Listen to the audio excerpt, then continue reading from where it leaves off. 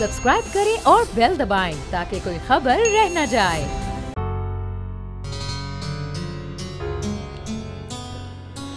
सल्लल्लाहु अलैहि वसल्लम, सल्लल्लाहु अलैहि वसल्लम।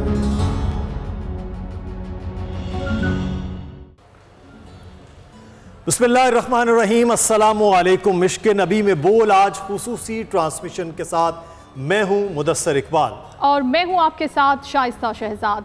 12 रबीउल अव्वल और सबसे पहले हम आगाज़ करते हैं शेर से। सहर का वक्त था, मासूम कलियां मुस्कुराती थीं, हवाएं खैर मकदम के तराने गाती थीं। अभी जिब्राइल न उतरे थे काबा के मेंबर से कि इतने में सदा आई अब्दुल्ला के घर से। मुबारक हो मुस्तफ़ा तशरीफ़ लाए हैं। नसीब चमके हैं फरिश्तों के कि अर्श के चांद आ रहे हैं। झलक से जिनकी फलक है रोशन वो शम्स तशरीफ ला रहे हैं।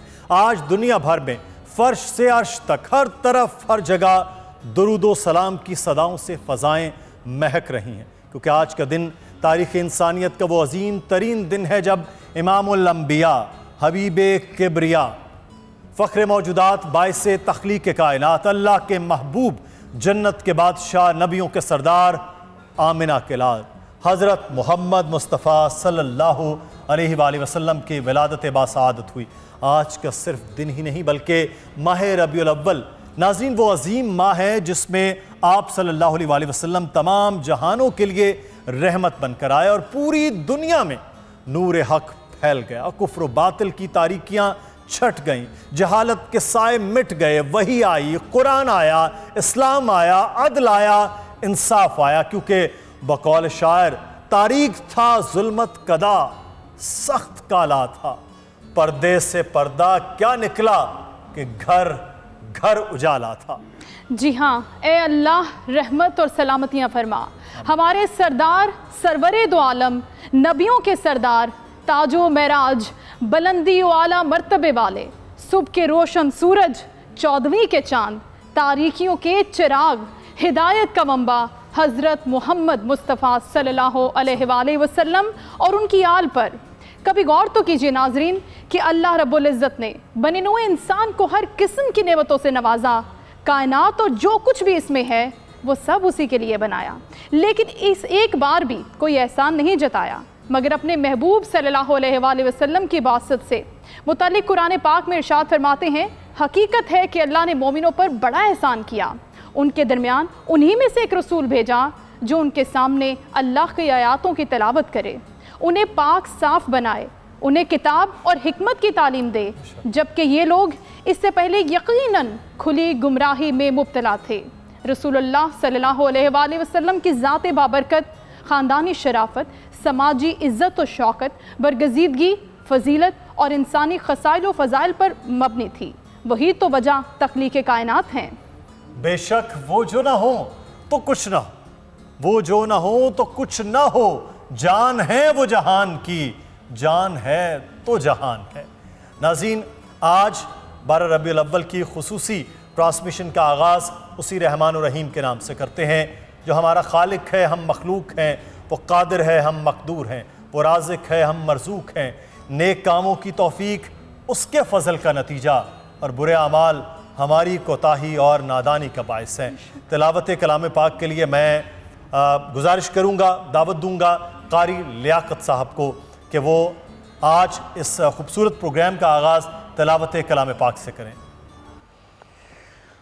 औज़ु बिल्लाहि मिनश शैतानिर रजीम।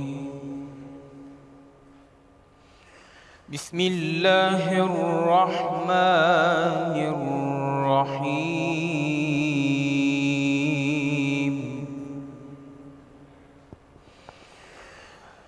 इन्न फी हाज़ा लबलागन लिक़ौमिन आबिदीन।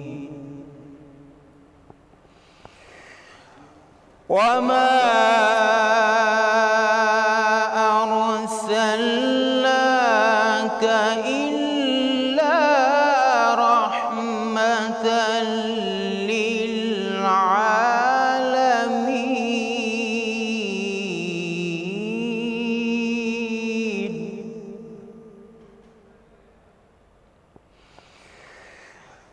وما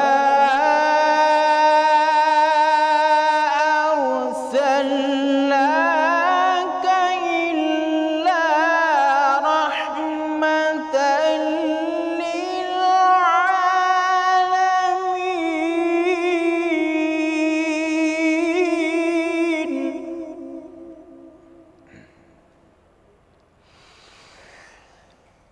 قل إنما يوحى إلي أنما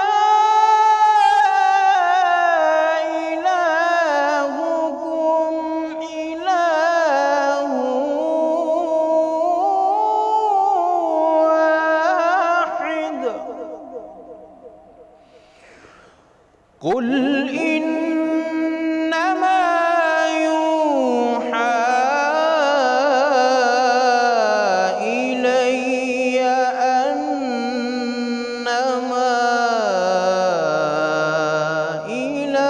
إلهكم إله واحد فهل أنتم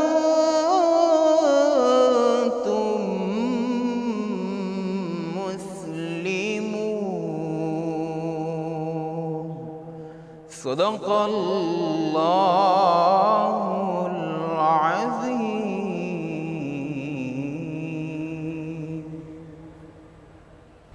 جزاکم اللہ احسن الجزا قاری لیاقت حسین صاحب تلاوت کلام پاک سے ہمارے دلوں کو منور کر رہے تھے، اور تلاوت کلام پاک کے بعد نعت رسول مقبول صلی اللہ علیہ وآلہ وسلم کہا جاتا کہ لفظ جب تک وضو نہیں کرتے، کیونکہ جذبوں کا صادق ہونا اور لفظ جب تک تقدس کی ردا اڑے ہوئے نہ ہو تو پھر نعت نہیں ہوتی، کہ لفظ جب تک وضو نہیں کرتے ہم تیری گفتگو نہیں کرتے۔ تو نعت رسول مقبول صلی اللہ علیہ وسلم کی طرف بڑھتے ہیں۔ جی ہاں، ہمیں اسٹوڈیو میں مدعو کیا ہے، بہت ہی محترم ہے ہمارے اشفاق ابراہیم صاحب اور انور ابراہیم صاحب، نعت رسول مقبول صلی اللہ علیہ وآلہ وسلم کے لیے ہم ان سے درخواست کرتے ہیں۔ جی سر۔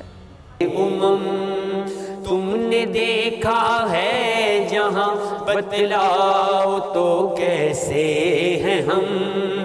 عرض کی جبریل نے اے شاہدی اے محترم، آپ سا کوئی مماثل ہی نہیں، رب کی قسم ہو الحبیب الذی ترجا شفاعتہ، هو الحبیب الذی ترجا شفاعتہ، لکل حول من الاحوال مقتحم، مولاي صل وسلم دائما ابدا على حبيبك خير الخلق كلهم۔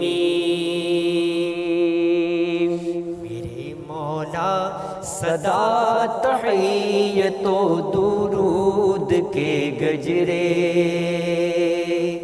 اپنے محبوب پر جو ہے تیری تخلیق بہتری، اسی محبوب سے وابستہ امید شفاعت ہے، کہ ہر ہمت شکن مشکل میں جس نے دستگیری کی، نہ کوئی آپ جیسا تھا نہ کوئی آپ جیسا ہے، نہ کوئی آپ جیسا تھا نہ کوئی آپ جیسا ہے،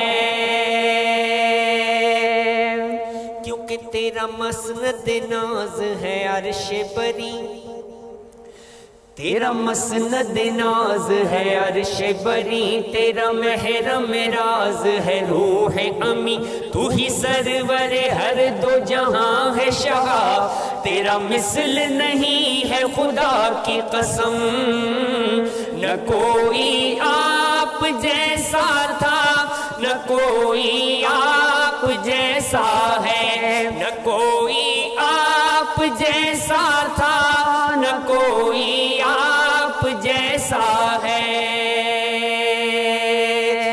یہی بولے سدرا والے چمنے جہاں کے تھالے. یہی بولے سدرا والے چمنے جہاں کے تھالے. سبھی میں نے چھان ڈالے تیرے پائے کا نہ پایا. تجھے یک نے یک بنایا, تجھے یک نے یک بنایا. نہ کوئی آپ جیسا تھا نہ کوئی آپ جیسا ہے. کوئی یوسف سے پوچھے مصطفیٰ کا حسن کیسا ہے. زمین و آسمان میں کوئی بھی مثال نہ ملی. مولایا صلی وسلم دائما ابدا علی حبیبک خیر الخلق کلہم. سبحان اللہ سبحان اللہ. بہت خوب قصیدہ بردہ شریف جو ہے وہ آج ہم نے اپنے پروگرام کے آغاز میں اور بہت ہی خوبصورت انداز میں ہمارے نعت خواں حضرات وہ پڑھ رہے تھے. تو میں چاہوں گا کہ آج اسی مناسبت سے جو ہے وہ جو آج کا دن ہے ربیع الاول کا, اسی مناسبت سے ایک اور نعت رسول مقبول صلی اللہ علیہ وسلم وہ پیش کی جائے. پے کرے دل ربا بن کے آیا,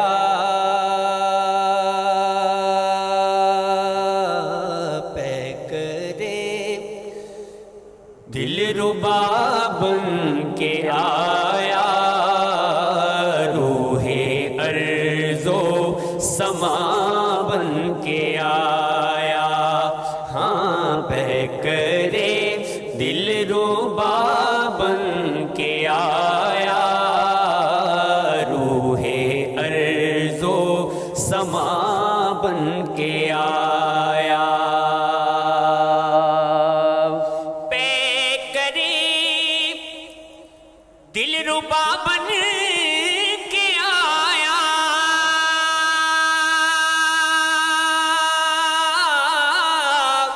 اور روح ارض و سما بن کے آیا. اور سب رسول خدا بن کے آئے. سب رسول خدا بن کے آئے. وہ حبیب خدا بن کے آئے. ہاں سب رسول خدا بن کے آئے. وہ حبیب خدا بن کے آیا. اور حضرت آمینہ کا دلارا اور وہ حلیمہ کی آنکھوں کا تارا. وہ حلیمہ کی آنکھوں کا تارا. اور وہ شکستہ دلوں کا سہارا. وہ شکستہ دلوں کا سہارا. بے کسوں کی دعا بن کے آیا. ہاں وہ شکستہ دلوں کا سہارا. بے کسوں کی دعا بن کے آیا. ہاں بے کسوں کی دعا بن کے آیا. اور دست قدرت نے ایسا سجایا کہ حسن تخلیق کو رشک آیا.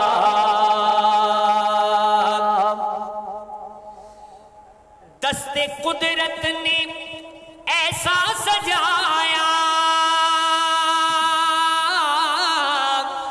حسن تخلیق کو رشک آیا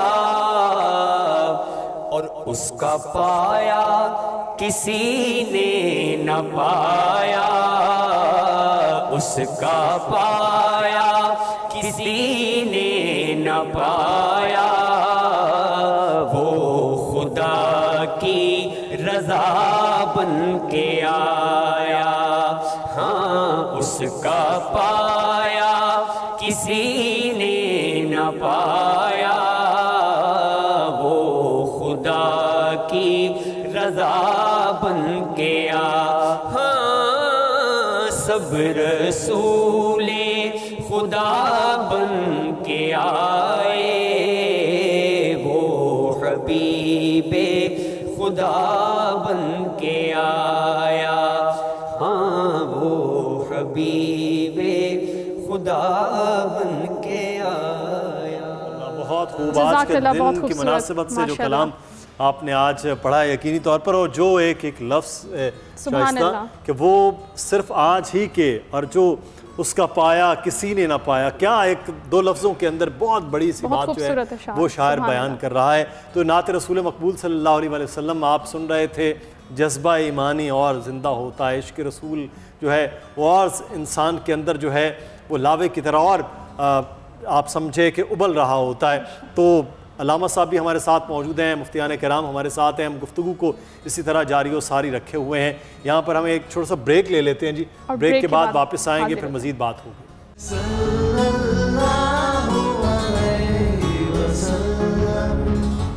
اور عشق نبی میں بول آج خصوصی ٹرانسمیشن ہے، ربیع الاول کا مقدس مہینہ، اور ان ساعتوں میں ہم کوشش کرتے ہیں کہ آپ ہم سب ہمیشہ کی طرح نبی مکرم صلی اللہ علیہ وآلہ وسلم کے وہ فرمودات ان پر عمل کرنے کی کوشش کریں، اور خاص طور پر وہ جو نبی رحمت کا ایک معاملہ ہے وہ ہو کہ تمام عالم کے لیے رحمت بنائے گئے نبی صلی اللہ علیہ وآلہ وسلم کی وہ سنت پر عمل کرتے ہوئے لوگوں کے لیے رحمت کا ذریعہ آج کے اس دن کی مناسبت سے ہونا چاہیے۔ اور آج ہمارے ساتھ مہمان بھی وہ موجود ہیں جو لوگوں کے لیے آسانیاں پیدا کرتے ہیں، لوگوں کی مدد کر رہے ہوتے ہیں۔ یہ ایک سنت کا وہ طریقہ ہے، اللہ تعالیٰ کے احکامات تو ہیں لیکن سنت کا وہ طریقہ کار کو اپناتے ہوئے چلتے ہیں۔ مولانا بشیر فاروقی صاحب اس وقت ہمارے ساتھ موجود ہیں، سیلانی ویلفیئر کے روح رواں ہیں۔ مولانا صاحب بہت شکریہ آپ کے وقت کا، آج کے دن کی ایک تو مبارکباد پیش کرتے ہیں ربیع الاول کی، اور آج میلاد النبی صلی اللہ علیہ وسلم کے حوالے سے۔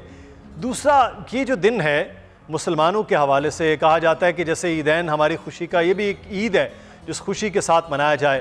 اس خوشیوں کے ساتھ جو ہمیں اپنے ساتھ لوگ ہیں، ہمارے مسلمان بھائی ہیں، مخلوق ہے اللہ تعالیٰ کی، ان کو کس طرح سے راضی رکھنا ہے کہ یہ خوشیاں بھی دو بالا ہوں اور اس سنت پر بھی عمل ہو سکے جو ہمیں مدد کے لیے نبی مکرم صلی اللہ علیہ وسلم کا ارشاد باری تعالیٰ بھی ہے، جو حکم بھی ہے۔ بسم اللہ الرحمن الرحیم، الحمدللہ رب العالمین۔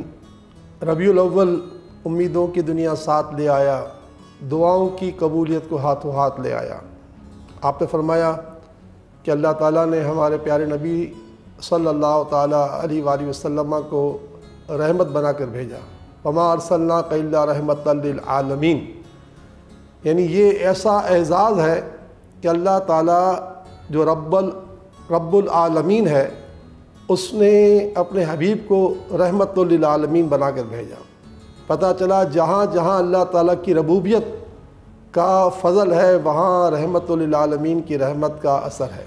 تو یہ بہت بڑا انعام ہے جو ہمارے پیارے آقا صلی اللہ تعالیٰ علیہ وسلم کو عطا ہوا، اور ساتھ ساتھ یہ بھی پتہ چلا کہ حضور صلی اللہ تعالیٰ وسلم کے صدقے طفیل اس امت کو بھی وہ شرف ملا جو پہلے کسی کو نہیں ملا۔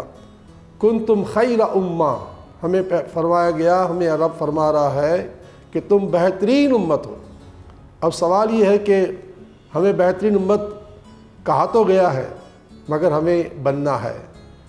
رحمت للعالمین کی رحمت کائنات کے ذرے ذرے تک جو ہے وہ ہر طرف پھیلی ہوئی ہے، اور جو یہ دن آتا ہے ماہ نور کا اس کے مہینے میں ربیع الاول کی 12 تاریخ عید میلاد النبی کا دن، یہ تمام عیدوں سے بڑی عید ہے، کیونکہ وہ جو نہ ہو کچھ نہ ہو، جان ہے تو جہان ہے۔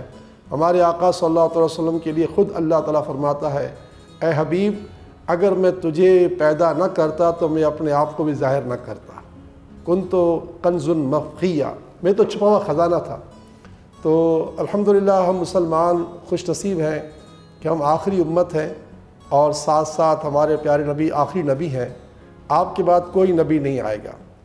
آپ نے نبوت پر جو ہے وہ آپ خاتم الانبیاء بھی ہیں، اور ختم نبوت پر آپ نے مہر لگا دی ہے۔ تو آپ کا یہ پیغام ہم تک پہنچا کہ آپ رحمت للعالمین ہیں، تو ہم ساری امت کو بھی اس رحمت کو بانٹنے والوں میں شامل ہونا چاہیے۔ آج کا دن ماہ ربیع الاول کا یوم، یعنی 12ویں تاریخ ولادت کا دن، ولادت کی راتیں، یہ ہمیں یہ پیغام دیتی ہیں کہ اے مسلمانوں، جس نبی نے ایک لشکر جرار جب جا رہا تھا، ایک لشکر جرار نہیں بلکہ ایک لشکر تھا جس میں پیارے آقا اس کی قیادت کر رہے تھے، اور بلا مبالغہ کئی ہزار لوگ اس میں موجود تھے، اور سب لوگ اپنے اپنے گھوڑوں پر، اونٹوں پر، خچروں پر تھے، اور ہمارے آقا کی سواری آگے آگے تھی۔ اچانک ہمارے پیارے آقا اپنی سواری سے نیچے اترے ہیں، اور جیسے ہی صحابہ نے دیکھا کہ حضور اتر گئے تو سارے صحابہ اتر گئے، ساری سواریاں رک گئیں، ہزاروں کا مجمع جو ہے رک گیا۔ تھوڑی دیر کے بعد پھر دوبارہ مجمع چلنا شروع ہو گیا۔ اب پیچھے والے صحابہ کرام کو یہ حیرانگی ہوئی کہ اتنا بڑا مجمع رکا اور پھر تھوڑی دیر بعد پھر چلنا شروع ہو گیا، تو آخر یہ وجہ کیا بنی؟ تو جو آگے کے صحابہ تھے، جو سرکار کے قریب تھے، ان سے بعد پوچھا گیا کہ بھائی کس وجہ سے اتنے بڑے مجمع کو روکا گیا جس میں نہ جانے کئی ہزار صحابہ تھے؟ تو انہوں نے یہ عرض کی کہ رسول پاک صلی اللہ علیہ وسلم نے ایک کتیا کو دیکھا جو اپنے بچوں کے ساتھ بیچ راستے پہ بیٹھی ہوئی ہے۔ تو حضور صلی اللہ علیہ وسلم کو ڈر ہوا کہ اگر ہم نے اپنا قافلہ نہ روکا تو کتیا کے بچے جو ہے وہ ان جانوروں کے پاؤں میں روندے جائیں گے۔ تو آپ صلی اللہ علیہ وسلم نے اپنے آپ کو بھی روکا، اتر گئے، سارے صحابہ اتر گئے، اور اس کے بعد جو ہے جب وہ کتیا سائیڈ میں ہو گئی یا اس کو سائیڈ میں کر دیا گیا تو آپ پھر اپنے قافلے کو آپ نے آگے چلایا۔ یہ پیغام دیا ہمارے آقا نے کہ ہمارے نبی تو کتیا کے بچے پر بھی رحم کرتے تھے، ہمارا کیا حال ہے؟ بالکل مولانا صاحب، یہ بڑا ایک خوبصورت پیغام جو آپ نے واقعے کی صورت میں بیان کیا ہے۔ اب اس کو اگر ہم انسانوں کے حوالے سے، جیسے آپ ایک بہت بڑا کام کر رہے ہیں ماشاءاللہ، اور اس کام میں ہم دیکھ رہے ہیں دن بدن سال بسال وہ چیزیں بڑھتی جا رہی ہیں، اس چیزوں کو کیسے ہم نے کنٹینیو کرنا ہے؟ یہ بھی ایک رحمت کا وہ ذریعہ ہے جو انسانوں کے ذریعے اللہ تعالیٰ وہ چلائے ہوئے ہے، جیسے آپ کام کرتے ہیں اور بھی کچھ ادارے اس حوالے سے کام کر رہے ہیں۔ تو آج کے دن کی مناسبت یہ بھی تو ہے کہ ہمیں اپنے ارد گرد کے لوگوں کو بھی جو ہے وہ اپنے ساتھ ملانا ہے، اور آج کل جو مشکل ایک وقت ہے، یہ شاید آپ کی زندگی، میری زندگی میں تو کم از کم اتنا مشکل وقت میں نے نہیں دیکھا، اور لوگ، میں اس میں برملا اظہار کرتا ہوں، آج آن ایئر لاکھوں کروڑوں لوگ دیکھ رہے ہیں کہ میں نے آپ ہی کے مختلف جو یہ دسترخوان ہے وہاں پہ یہ تعداد پچھلے 4-5 مہینوں میں 2 سے 3 گنا ہوتی بڑھتی دیکھی ہے۔ تو اس صورت میں آج کیا پیغام ہے لوگوں کے لیے کہ آج کا دن، آج کے مہینہ اور پورا سال ہم اس سنت پر بھی عمل کریں کہ وہ اپنے گھر میں 2 کھجور کے دانے بھی وہ نبی لوگوں میں تقسیم کر دے اور خود جو ہے وہ پانی کے ساتھ روزہ افطار کر لے؟ تو یہ تو ایک بہت بڑا اثار ہے، لیکن ہم کیا کر سکتے ہیں؟ نہیں، آپ نے بڑی اچھی بات کہی۔ ہمارے سامنے تو جو ہے نا رسول پاک صلی اللہ علیہ وسلم کا وہ گھرانہ یاد ہے جس میں حضرت سیدہ کائنات حضرت فاطمہ بھی ہیں، حضرت مولا علی مشکل کشا بھی ہیں، حسنین کریمین بھی ہیں۔ 3 دن تک روزہ رکھا ہے، اور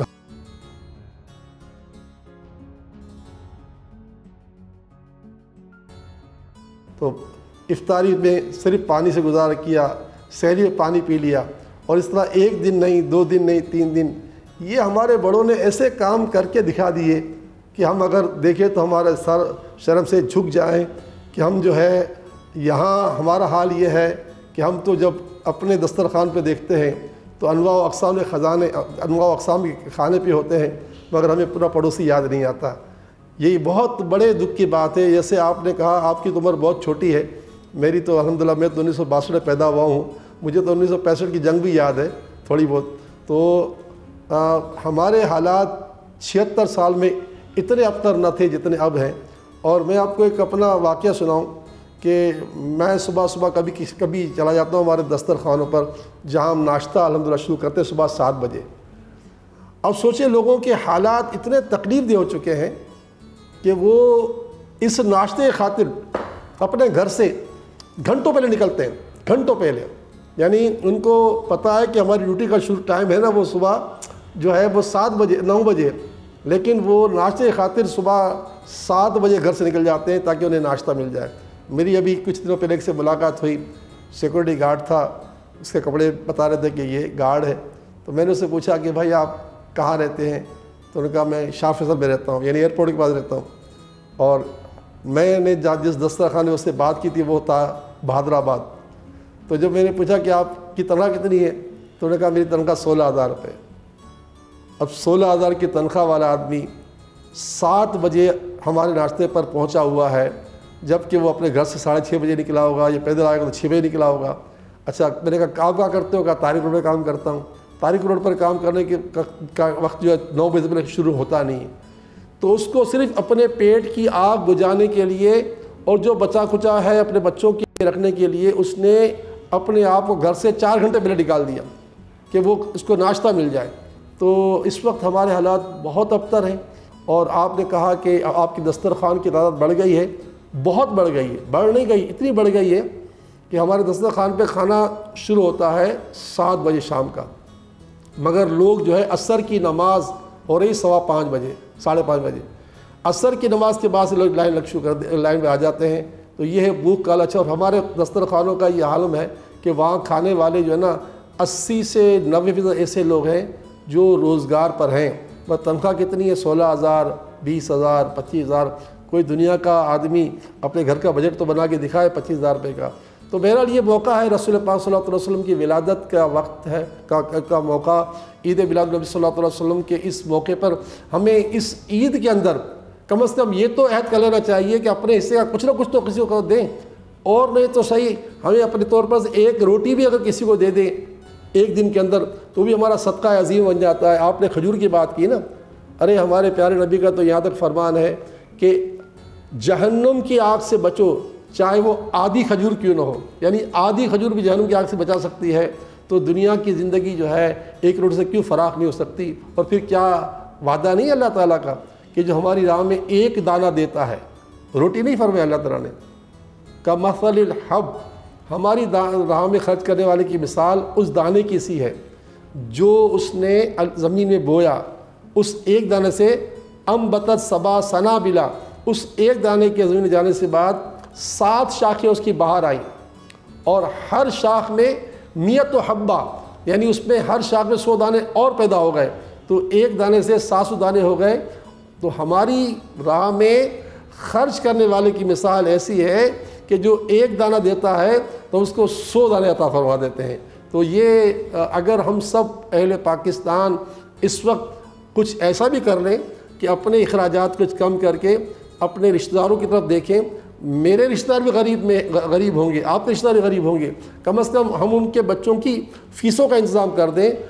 کل ہی کے اخبار میں جو 2-4 دن پہلے اخبار میں آپ نے پڑھا ہوگا, ہمارے صدر پاکستان نے شاید کتنے 25 ملین بچے یا شاید اس سے زیادہ فرمایا کہ اتنے بچے اسکول نہیں جا رہے.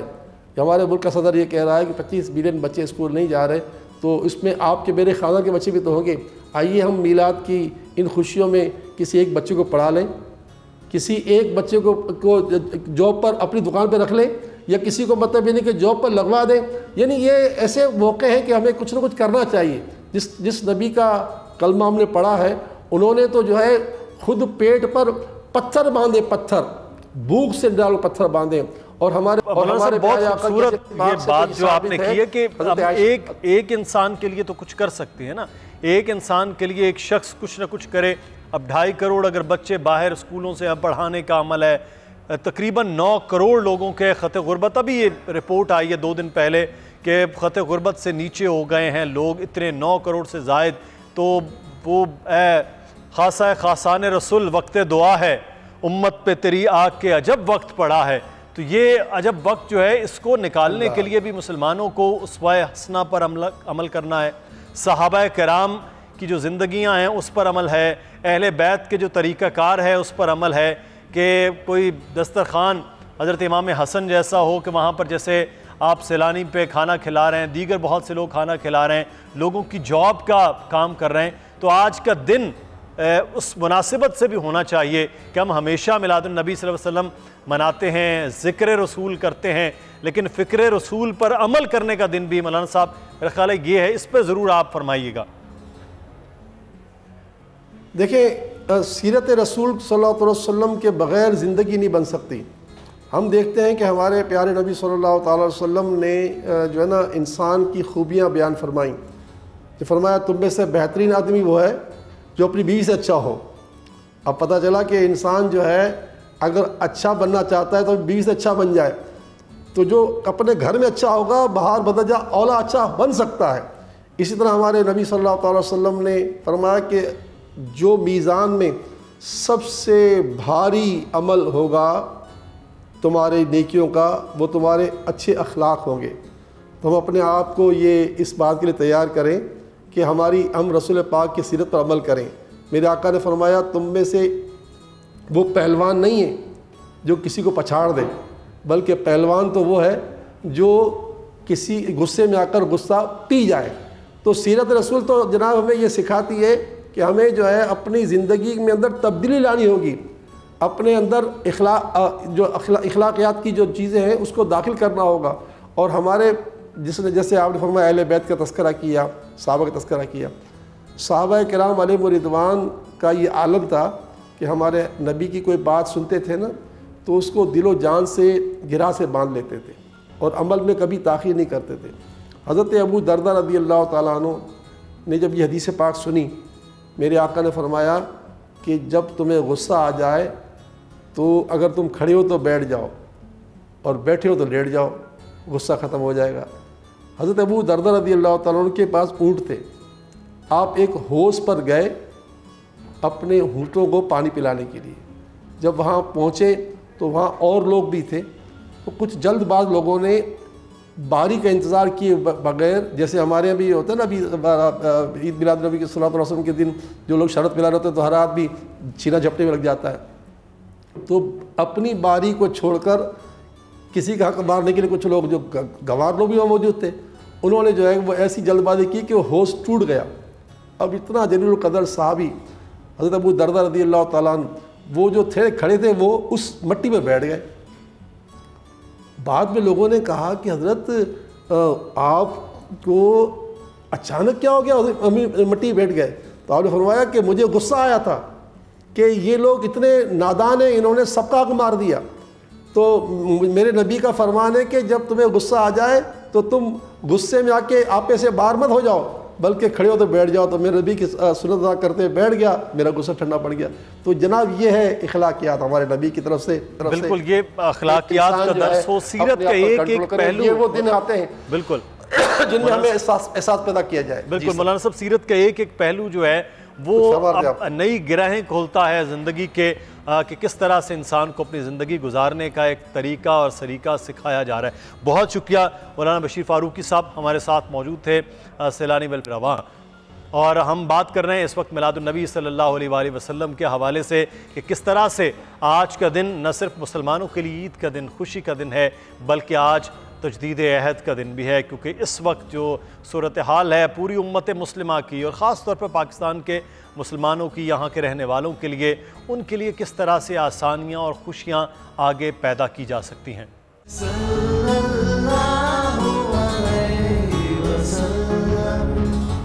ہمارے ساتھ اس وقت موجود ہیں آج کے خوبصورت پروگرام میں اور خوبصورت ساعتوں میں مولانا عمران بشیر صاحب. بہت شکریہ مولانا صاحب آپ کے وقت کا.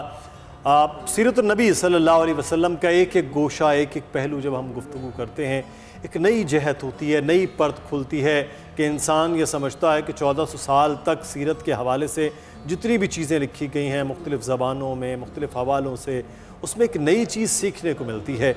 تو سیرت کے اگر ہم رحمت للعالمین کے حوالے سے پہلو پر بات کر رہے ہیں جیسے، تو یہ رحمت للعالمین کا آج تک 1400 ساڑھے 1400 سال میں کس طرح سے ہمیں ہر چیز میں یہ چیز نظر آتی ہے جو قرآن پاک نے نبی مکرم صلی اللہ علیہ وسلم کو مخاطب کر کے کہا رحمت للعالمین۔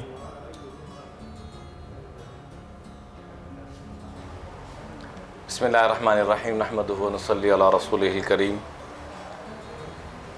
قرآن پاک میں اللہ تعالیٰ فرماتے ہیں وَمَا أَرْسَلْنَاكَ إِلَّا رَحْمَةً لِلْعَالَمِينَ، اے میرے محبوب ہم نے آپ کو سارے جہانوں کے لیے رحمت بنا کر بھیجا۔ آپ مکی زندگی اٹھا کر دیکھیں تو وہ بھی سراپا رحمت، مدنی زندگی اٹھا کے دیکھیں تو وہ بھی سراپا رحمت، بدر سے لے کر فتح مکہ تک آقا کریم صلی اللہ علیہ وآلہ وصحبہ وسلم کے یہ آنسوں کا صدقہ اور ان کے اخلاق کریمانہ کا صدقہ، ان کی جو رحمت والی صفت، آپ کو دو تین چھوٹے چھوٹے واقعات اس میں پیش کرنا چاہوں گا۔ طائف کے موقع پہ آقا علیہ صلاۃ والسلام کو جو تکالیف، اذیتیں، مصیبتیں پہنچی، روایات میں آتا ہے کہ پوری کائنات آج تک صرف 2 مرتبہ روئی ہے، اور دونوں مرتبہ باپ بیٹے کی قربانی، ایک مرتبہ حضرت اسماعیل علیہ السلام کی قربانی پہ روئی ہے، دوسری مرتبہ امام الانبیاء کو جب طائف پتھر مارے گئے تو بکت علیہ السماء والارض، زمینوں بھی، ساتوں زمین بھی رو پڑے، ساتوں آسمان بھی رو پڑے۔ وہاں پر جو 3 سردار تھے ان میں سے عبد یا لیل ایک سردار ہیں جو فتح مکہ کے کچھ عرصے کے بعد آقا علیہ صلاۃ والسلام کے پاس آتے ہیں، اور سیدنا بلال رضی اللہ تعالیٰ عنہ آ کے پیش خدمت عرض کرتے ہیں کہ یا رسول اللہ، عبد یا لیل طائف سے تشریف لائے ہیں، مغیرہ بن شعبہ جو کہ طائف سے ہیں، آقا علیہ صلاۃ والسلام کے خادم خاص، وہ بھی ساتھ ہیں، اکٹھے حاضر ہوتے ہیں، حضرت بلال بھی، مغیرہ بن شعبہ بھی، اور آ کے عرض کرتے ہیں کہ اللہ کے رسول، طائف سے عبد یا لیل آیا ہے۔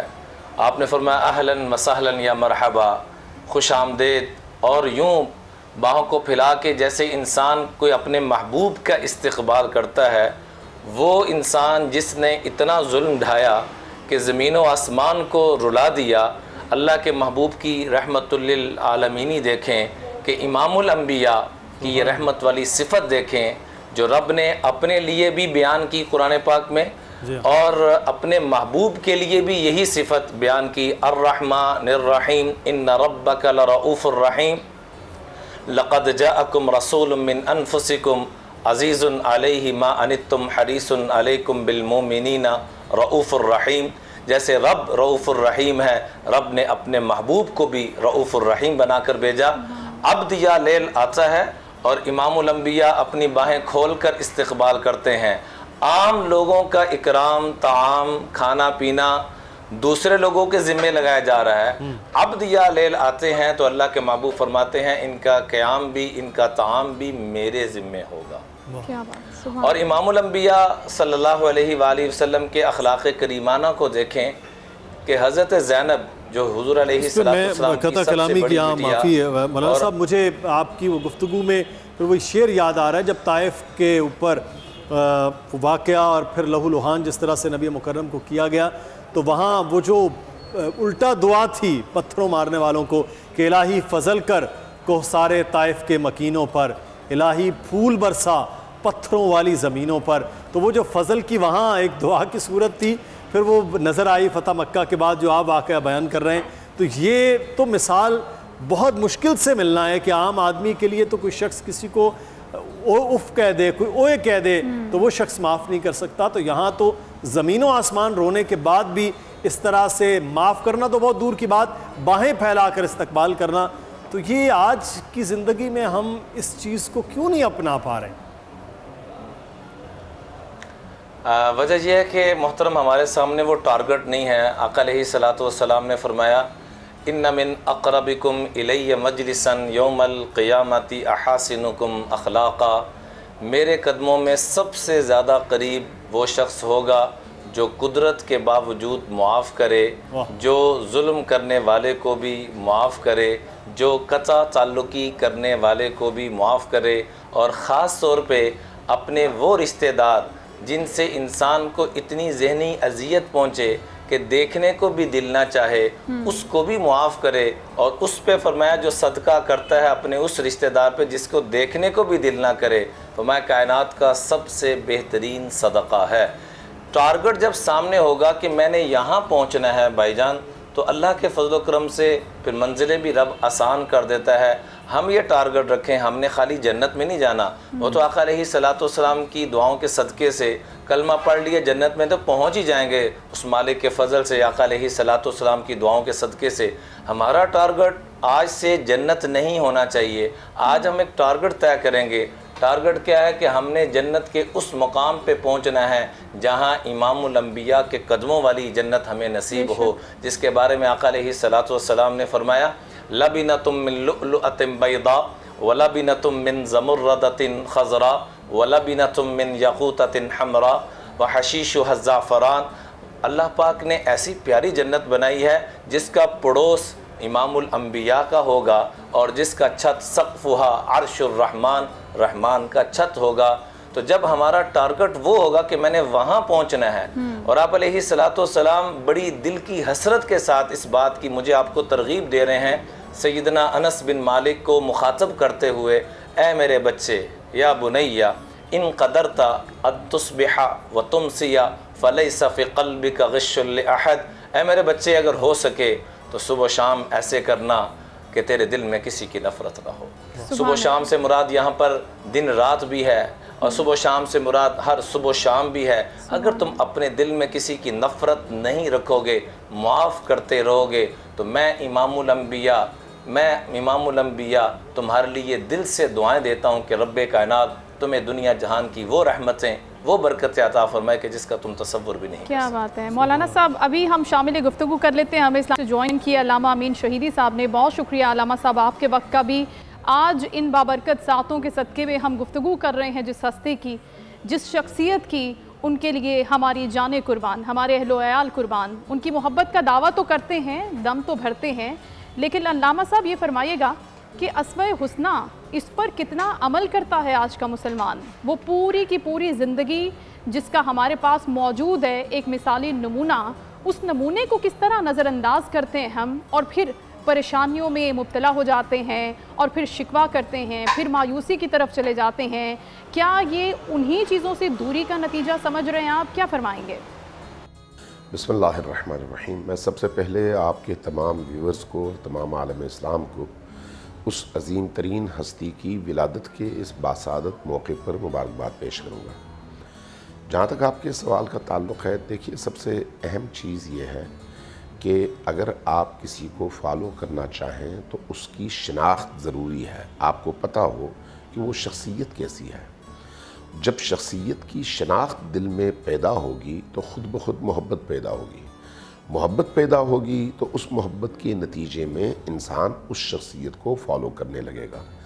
قرآن کریم نے اس لیے ہماری رہنمائی فرمائی ہے، قُلْ إِن كُنْتُمْ تُحِبُّونَ اللَّهَ فَاتَّبِعُونِي، اے رسول ان لوگوں سے کہیے کہ اگر یہ اللہ سے محبت کرتے ہیں تو یہ آپ کی اتباع کریں اور آپ کو فالو کریں۔ تو اللہ سے محبت کے لیے بھی رسول اللہ کو فالو کرنا ضروری ہے، اور رسول اللہ سے محبت کے لیے بھی رسول اللہ کو فالو کرنا ضروری ہے۔ فالو کرنے کے لیے معرفت چاہیے۔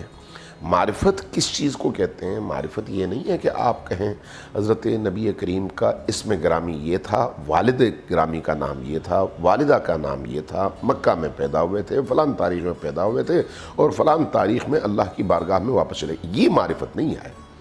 معرفت کا مطلب یہ ہے کہ وہ شخصیت کتنی عظیم تھی، ان کا اس عالم میں اثر کیا تھا، وہ جس عظیم مقصد کے لیے آئے تھے اس کے لیے اللہ تبارک و تعالیٰ نے ان کو کون کون سی ایسی خصوصیات اور کمالات عطا کیے تھے۔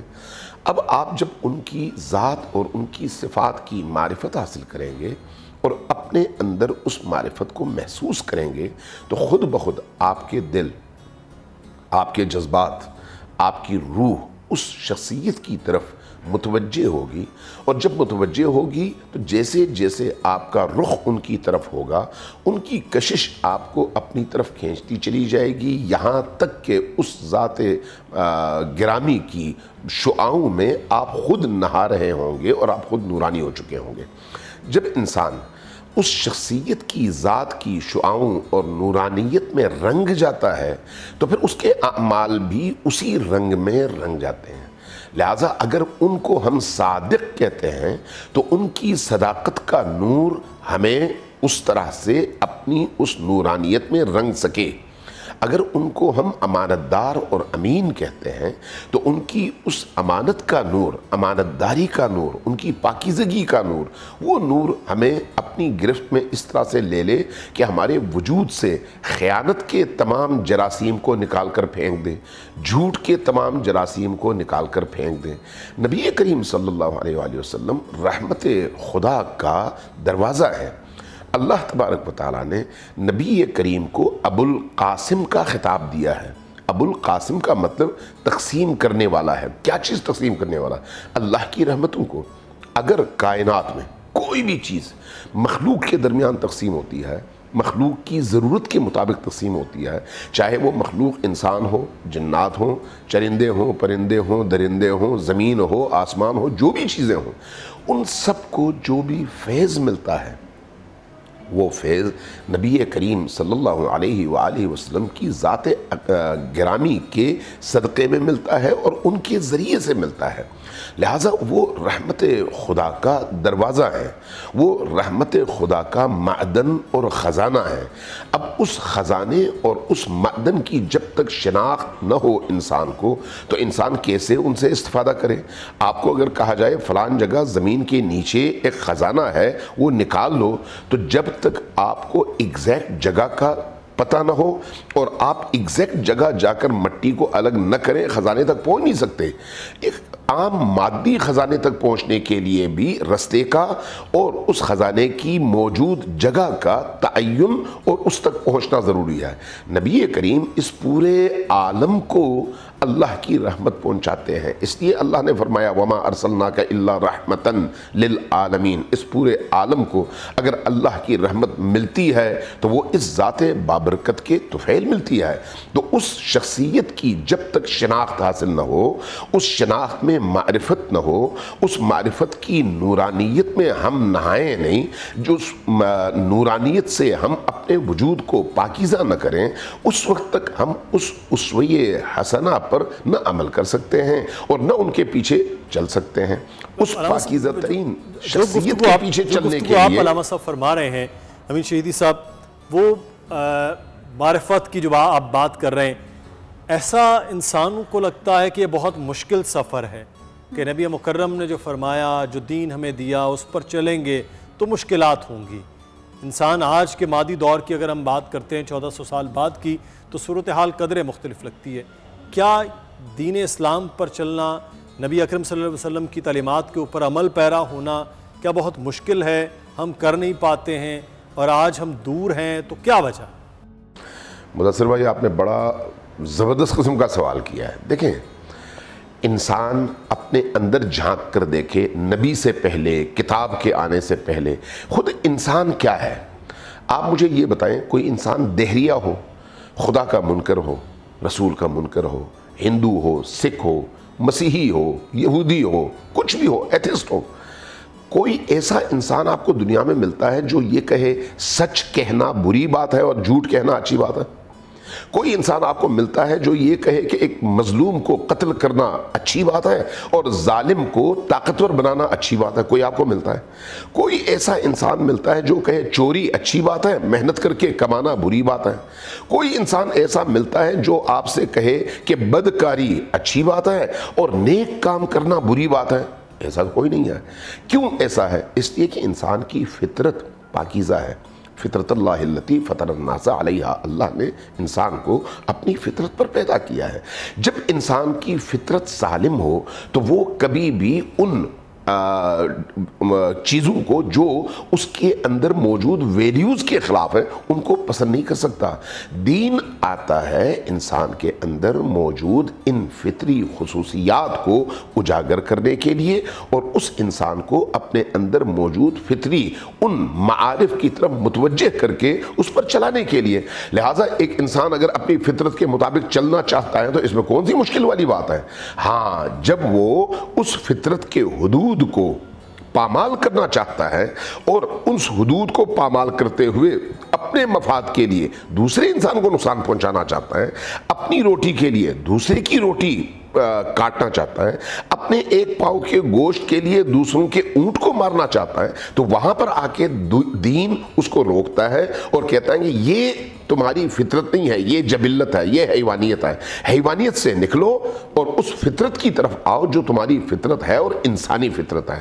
لہٰذا اللہ کے دین پر چلنا، اللہ کے رسول کی سیرت اور سیرت طیبہ پر چلنا دنیا کا سب سے زیادہ آسان کام ہے۔ اس کی وجہ یہ ہے کہ جو اطمینان، جو سکون، جو انسان کے تمام روح اور بدن کے تمام حصے جس چیز سے بڑے ریلیکس ہو جاتے ہیں وہ نبی کریم کی اتباع اور اللہ کی اطاعت ہے، اپنی فطرت کے عین مطابق چلنا ہے۔ لہٰذا دین پر چلنا نہ صرف مشکل نہیں ہے بلکہ روح انسانی کے اطمینان کا اور اس کے اضطراب کو ختم کرنے کا ذریعہ بھی ہے۔ سبحان اللہ، بے شک بے شک۔ علامہ عمران بشیر صاحب، ایک چیز یہاں پر جو گفتگو ابھی شہیدی صاحب نے فرمائی اسی سے ایک سوال نکل رہا ہے کہ ہمارے پاس کتاب ہدایت ہے، چلنا آسان ہے اس پر، نبی مکرم صلی اللہ علیہ وسلم کی ذات مبارکہ ہے، حدیث سے بتائے گئے اصول ہیں، تو پھر آج 1.5 ارب سے زائد مسلمان آج جہاں تھے وہاں نہیں ہیں، کیا وجہ ہے؟ کہ ہمارے پاس سب کچھ ہے، ایک ہوتا ہے نا کہ آپ کے پاس ایک طریقہ ہوتا ہے، ایک نظام ہوتا ہے، وہ سب کچھ ہے ہمارے پاس، تو پھر کیوں نہیں ہم وہاں ہیں جہاں ہمیں ہونا چاہیے تھا یا جہاں پر ہم تھے؟ بڑا خوبصورت آپ نے سوال کیا، اس میں ایک شعر پیش کروں گا۔ جی، جس طرح لب سے لب ملتے ہیں نام محمد کے سبب، کاش کہ ہم سب مل جائیں نام محمد کے سبب۔ سبحان اللہ۔ حضرت علی رضی اللہ تعالیٰ عنہ فرماتے ہیں الملک یبقى مع الکفر ولا یبقى مع الظلم، رب ظلم کے ساتھ کبھی نظام کو نہیں چلنے دے گا، کفر کو تو رب برداشت کر لے گا، کفر کا نظام چلنے دے گا لیکن ظلم کا نظام نہیں چلنے دے گا۔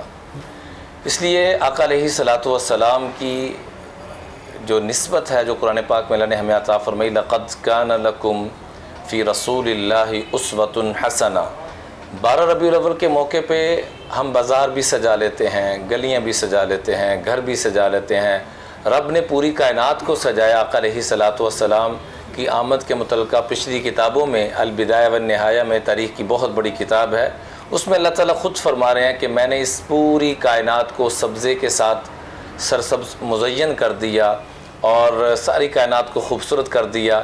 وجہ پوچھی گئی تو فرمایا اذ بعث فیہم رسولا، کیونکہ میں اپنا پیارا پیغمبر بھیج رہا ہوں، ایسا پیارا پیغمبر ابعثہ بشیرا ونذیرا لا یقول الخنا، کبھی وہ اونچی آواز سے بات نہیں کریں گے، افتح به اعینا عمیا وآذانا صما وقلوبا غلفا واہب له کل خلق کریم، جہاں انسانیت کے اخلاق کی انتہا ہوگی وہاں سے میرے مصطفیٰ کے اخلاق کی ابتدا ہوگی۔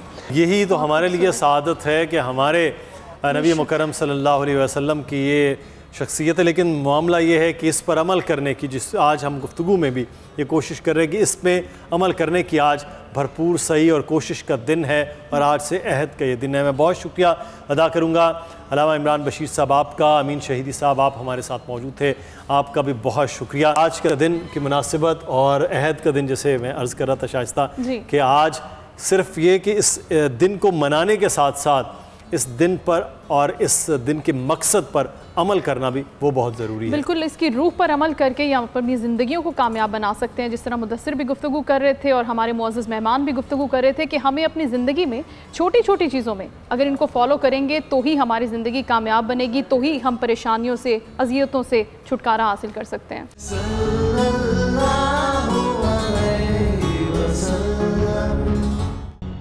بریک کے بعد آپ کو خوش آمدید کہتے ہیں۔ اس وقت ہمیں جوائن کیا علامہ ابتسام الہی ظہیر صاحب نے، بہت شکریہ علامہ صاحب آپ کے وقت کا۔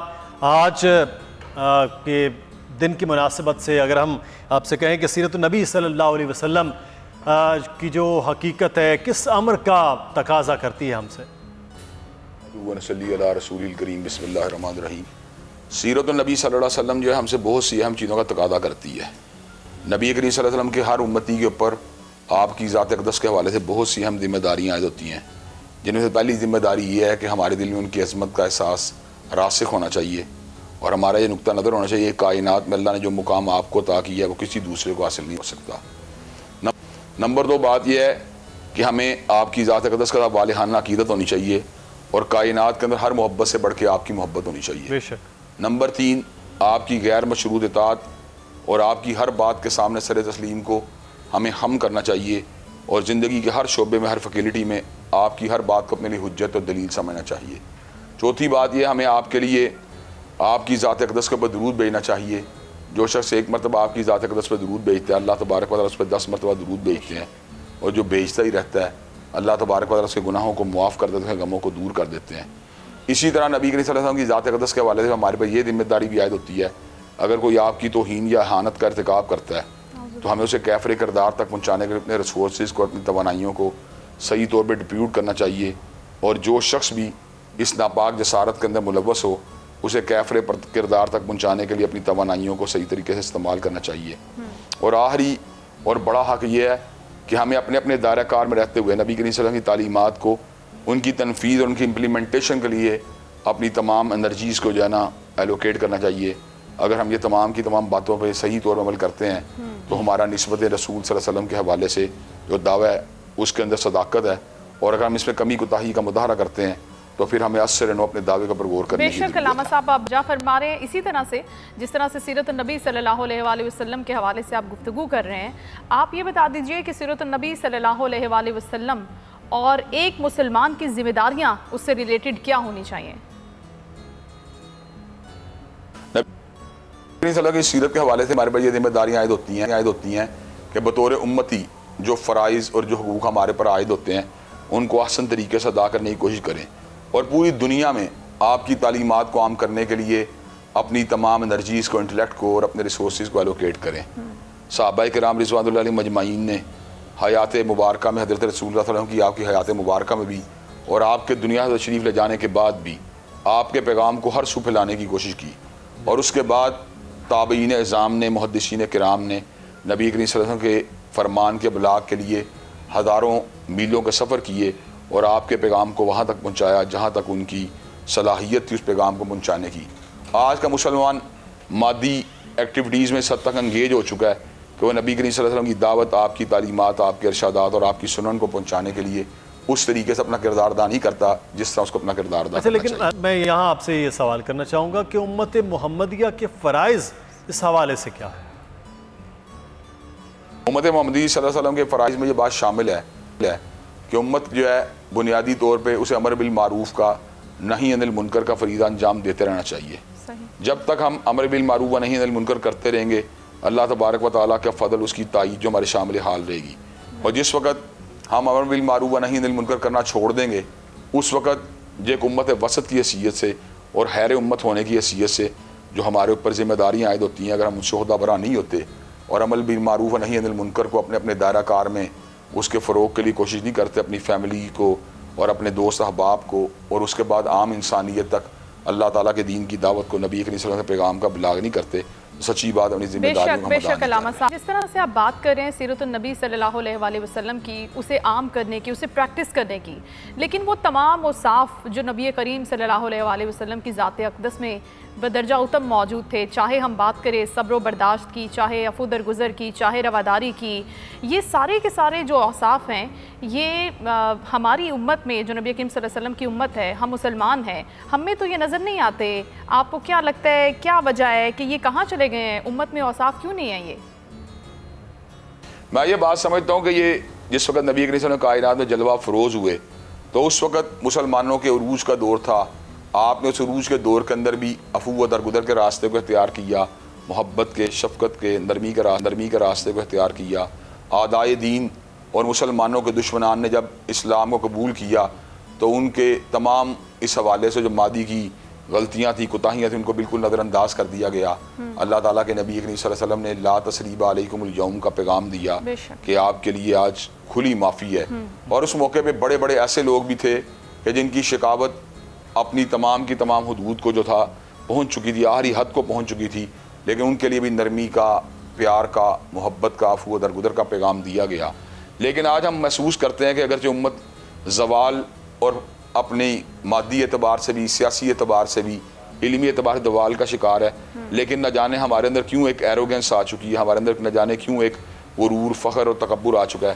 ہمارے پاس تھوڑا سا علم ہو، ہمارے پاس تھوڑا سا مال ہو، ہمارا تھوڑا سرمایہ ہو، تھوڑا سا عہدہ ہو، تو ہم اپنے آپے سے باہر ہو جاتے ہیں اور نبی کریم صلی اللہ علیہ وسلم کے جو اسوہ کامل ہے اس کو بالکل نظر انداز کر دیتے ہیں۔ آج حالت یہ ہو چکی ہے کہ دور کی کیا بات کی جائے، ایک گھر میں رہتے ہوئے شوہر اپنی بیوی کے بارے میں نرمی اختیار کرنے پہ تیار نہیں، بیوی شوہر کے بارے میں نرم رویہ اختیار کرنے پہ تیار نہیں، بھائی بہن کے بارے میں، بہن بھائی کے بارے میں جو ہے فلیکسیبلٹی کو جو ہے اختیار کرنے پہ تیار نہیں۔ جب تک ہم اپنے رویوں پہ نظر ثانی نہیں کریں گے اور نبی کریم صلی اللہ علیہ وسلم کی تعلیمات جو ہے اس سے رہنمائی حاصل کرتے اپنے آپ کو ایک عاجز، ایک انکساری والا انسان اور ایک نرمی والا انسان بنانے کی کوشش نہیں کریں گے، سچی بات یہ ہے کہ ہم نبی کریم صلی اللہ علیہ وسلم کے اسوے کے ساتھ وابستگی کا دعویٰ تو کر سکتے ہیں، لیکن پریکٹیکلی جو ہے نا اس دعوے کو جو ہے نا ہم پروو نہیں کر سکتے۔ عید میلاد النبی صلی اللہ علیہ وسلم کے حوالے سے ہم گفتگو کر رہے ہیں۔ ہمیں جوائن کیا اس وقت مفتی طارق مسعود صاحب نے، عالم دین ہے، اسکالر ہے۔ بہت شکریہ مفتی طارق مسعود صاحب آپ کے وقت کا۔ جب بھی آج کے یہ دن ہوتا ہے ہم سیرت کے حوالے سے، سیرت کے پہلو پر بات کر رہے ہوتے ہیں۔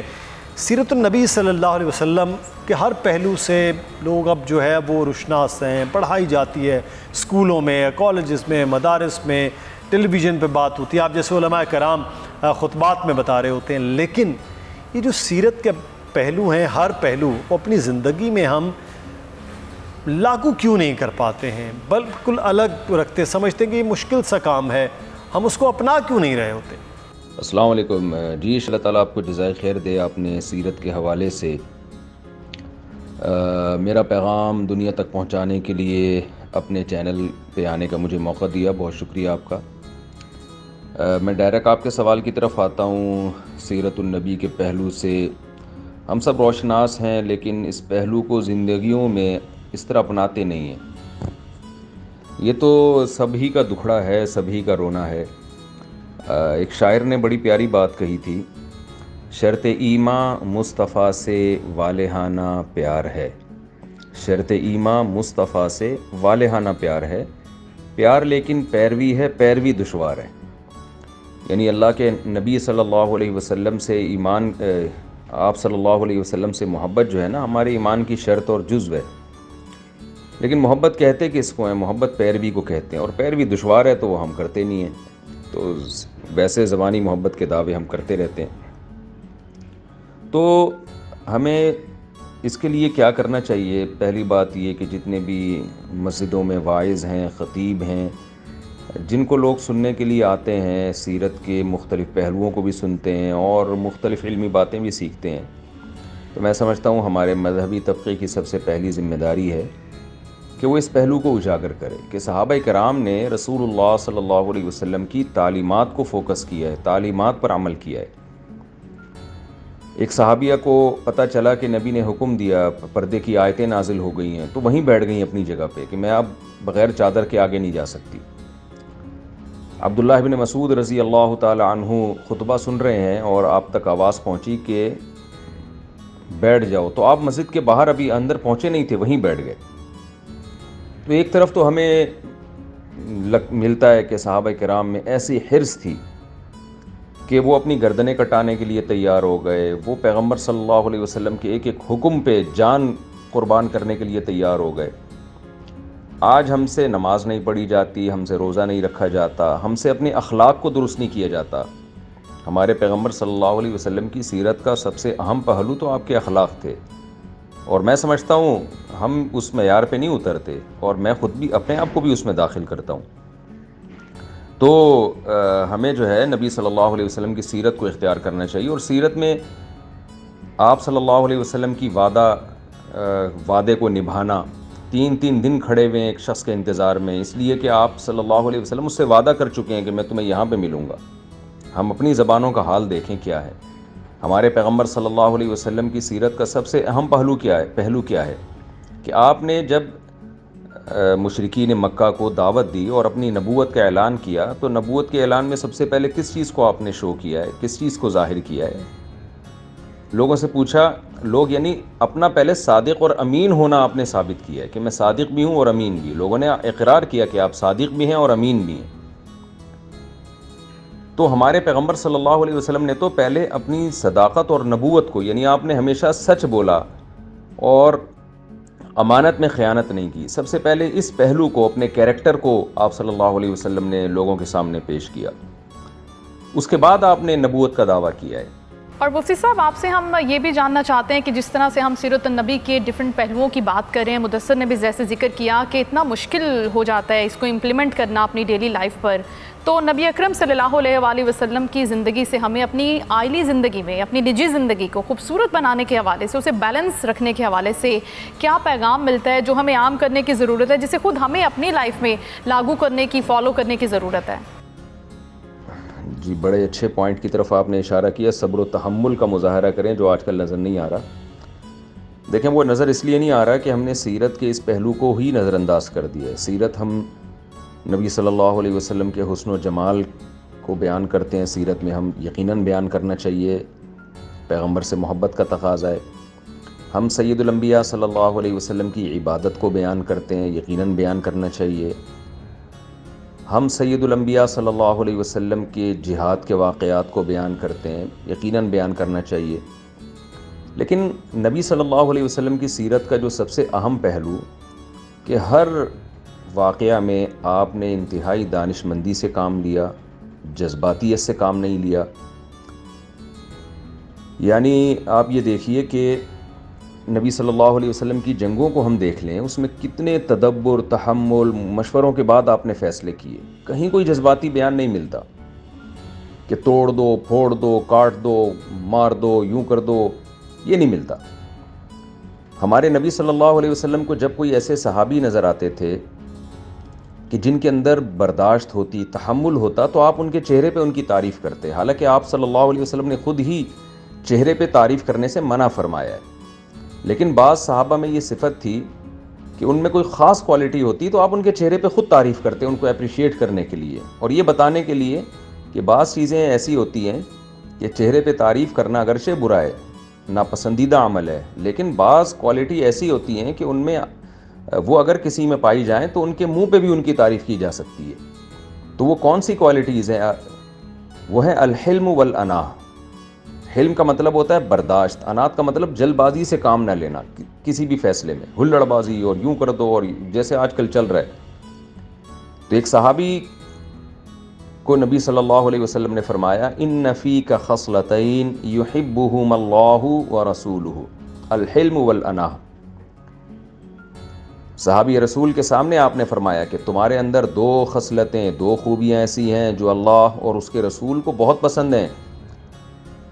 ایک، تمہارے اندر برداشت بہت ہے. نمبر دو، تمہارے اندر انا ہے. انا ایک تو ہوتا ہے نا اردو میں انا، جو بڑائی، وہ والا انا نہیں، یہ وہ انا ہے جس کے آخر میں گولتا ہوتی ہے. انا، تمہارے اندر جلد بازی نہیں ہے، جس کو ہم میچورٹی سے تعبیر کرتے ہیں آج کی زبان میں، سنجیدگی سے تعبیر کرتے ہیں. فوراً فیصلے نہیں کرتے، سوچتے ہو، تمام پہلوؤں پہ غور کرتے ہو کہ اگر ہم کوئی ایسی بات کریں گے اس کے سائیڈ ایفیکٹ کیا ہوں گے، ہم کوئی ایسا فیصلہ کریں گے تو ایسا نہ ہو کہ اس کے کوئی غلط پہلو بھی نکلتے ہیں اس میں. تو ایک تو برداشت سے کام لیتے ہو، دوسرا جلد بازی سے کام نہیں لیتے. میں سمجھتا ہوں ہماری قوم میں اور شاید ہمارے بعض مذہبی طبقوں میں بھی یہ چیز ہے کہ نہ بردباری ہے اور نہ برداشت ہے. تو یہ چیز شاید ہمیں مذہبی اسکالرز میں بھی نظر آتی ہے، سب کی بات نہیں کر رہا، اچھے برے ہر جگہ ہوتے ہیں، لیکن ہمیں یہ چیزیں مذہبی اسکالرز میں بھی، بعض مذہبی اسکالرز میں بھی نظر آتی ہیں کہ جلد بازی بہت ہے اور ہلڑ بازی بہت ہے، اور عوام میں بھی بہت زیادہ ہے یہ عدم برداشت. آپ اپنے قد سے زیادہ اونچی باتیں کرنا شروع کر دیتے ہیں، اور آپ اپنی حیثیت سے زیادہ بڑی باتیں کرنا شروع کر دیتے ہیں. تو ہم تو دیکھتے ہیں رسول اللہ صلی اللہ علیہ وسلم کی سیرت میں برداشت نظر آتی ہے. صلح حدیبیہ میں دیکھ لیں، آپ صلی اللہ علیہ وسلم کے پاس 1400 صحابہ تھے، دشمن بہت طاقتور تھا، اور وہ 1400 صحابہ موت پر بیعت کر چکے تھے کہ ہم اس وقت تک لڑیں گے جب تک شہید نہیں ہو جاتے. اور یقیناً صحابہ کرام مخلص تھے. آپ صلی اللہ علیہ وسلم کو معلوم تھا کہ انہوں نے جو بیعت کی ہے یہ اس پہ ڈٹے رہیں گے, لیکن پھر بھی آپ نے جنگ کو ٹالا. وجہ اس کی یہ تھی کہ اگر جنگ ہو جاتی, بالفرض یہ 1400 صحابہ شہید ہو جاتے, تو کتنا بڑا عالم اسلام کا نقصان ہوتا. تو صحابہ کے اس جذبات کے ہوتے ہوئے بھی آپ صلی اللہ علیہ وسلم نے غیر مسلموں کی شرطیں مانی ہیں تاکہ جنگ کو ٹالا جائے, اور اپنے یہ جو سرمایہ ہے جو اتنی محنت سے آپ صلی اللہ علیہ وسلم نے تیار کیا ہے, اور اتنا جان دینے والا سرمایہ, تو اس کی حفاظت بھی نبی صلی اللہ علیہ وسلم نے ان کی حفاظت کے پہلو کو بھی سامنے رکھا ہے کہ ان کو پہلے بچایا جائے. اگر انہی کو جنگ میں یہ سب کو میں نے لڑوا دیا اور یہ سارے شہید ہو گئے, تو یہ مخلص ساتھی مجھے ان سے ہاتھ دھونے پڑیں گے. تو کیوں نہ اس کریم کو جو میں نے تیار کی اس کو بچایا جائے, اور ہم زبانی تبلیغ پر ابھی محنت کریں اور کچھ وقت کے لیے جنگ کو ہم ٹال دیں. اس کے بعد پھر آپ صلی اللہ علیہ وسلم کے پاس 10,000 کا لشکر تیار ہوا, اور پھر اس لشکر نے مکہ پہ حملہ کیا اور فتح اللہ نے نصیب کی. تو ہم دیکھ رہے ہیں نبی صلی اللہ علیہ وسلم کے تمام فیصلے گراؤنڈ ریئلٹی کو سامنے رکھے ہوتے تھے, اور اس میں برداشت تھی, اس میں تحمل تھا. لیکن آج شاید ہم اس پہلو کو بہت زیادہ نظر انداز کر چکے ہیں, اور ہمارے ہاں ہر سطح پہ یہ عدم برداشت نظر آتی ہے. میڈیا پہ کوئی پروپیگنڈا ہوتا ہے فوراً متاثر ہو جاتے ہیں, غور نہیں کرتے, سوچتے نہیں ہیں کہ یہ خبر صحیح ہے غلط ہے, پھر اس کو اینالائز کریں, اس کا تجزیہ کریں, اور کسی پہ الزام لگتا ہے تو اس کی ماضی کو بھی اٹھا کے دیکھیں کہ اس کی ماضی کیسا تھا, اس کا حال کیسا ہے. بس کوئی الزام لگے اس کو نقل کر دیتے ہیں, اور کوئی فتویٰ آ جائے, فتویٰ دینے میں بھی احتیاط سے کام نہیں لیا جا رہا, ایک دم قتل و غارت کے فتوے بھی فوراً مارکیٹ میں آ جاتے ہیں کہ فلاں کو اڑا دو, فلاں کو یہ کر دو. تو یہ سب چیزیں عدم برداشت میں داخل ہیں جو ہمارے نبی صلی اللہ علیہ وسلم کی سیرت سے بالکل بھی میچ نہیں کرتی. سیرت کے اس پہلو کو ہمیں بہت زیادہ اجاگر کرنے کی ضرورت ہے. جزاکم اللہ. بہت شکریہ. مفتی طارق مسعود صاحب ہمارے ساتھ موجود تھے, اور آج کے دن کی مناسبت کے حوالے سے بڑا ایک اہم جو ان کا پیغام اور جو ایک پوری بیان کیا انہوں نے. ناظرین, آج کا یہ خوبصورت پروگرام, اس سے مدثر اقبال اور شائستہ کو اجازت دیجیے, لیکن ایک وعدہ, کیونکہ آج کے دن کی مناسبت سے, کہ اپنی زندگیوں میں کم از کم جو ارد گرد لوگ موجود ہیں ان کو تکلیف نہیں پہنچائیں گے, بلکہ ان کے لیے آسانیاں پیدا کرنے کی کوشش کریں گے, کیونکہ یہ ایک تقاضا آج کے دن کا بھی ہے, اور ایک دوسرے کی مدد کرنے کا پہلو اس کو کرتے رہیں گے. بالکل ٹھیک. اور لاسٹ میں جو میں ایڈ کرنا چاہتی ہوں وہ یہ کہ جس طرح نبی کریم صلی اللہ علیہ وآلہ وسلم کی ذات ایک رحمت العالمین بن کر آئی, اور سب سے امپورٹنٹ جو پہلو تھا ان کی ذات کا وہ محبت تھا. تو ہم محبت بانٹیں, نفرتوں کو سمیٹتے ہوئے, اسے سائیڈ پہ کرتے ہوئے. ہم نے صرف گیون اینڈ پہ رہنا ہے, ہم نے لینا نہیں ہے, ہم نے دینا ہے, ہم نے بانٹنا ہے. تو محبتیں بانٹیں گے تو سب چیزیں, سب معاملات بڑے اسموتھ اور سیٹل ہو جائیں گے. بالکل, محبتیں جب بانٹیں گے تو شائستہ وہ واپس بھی آپ کو محبتوں کی صورت میں ملیں گی. اپنا خیال رکھیے گا ناظرین. اللہ حافظ.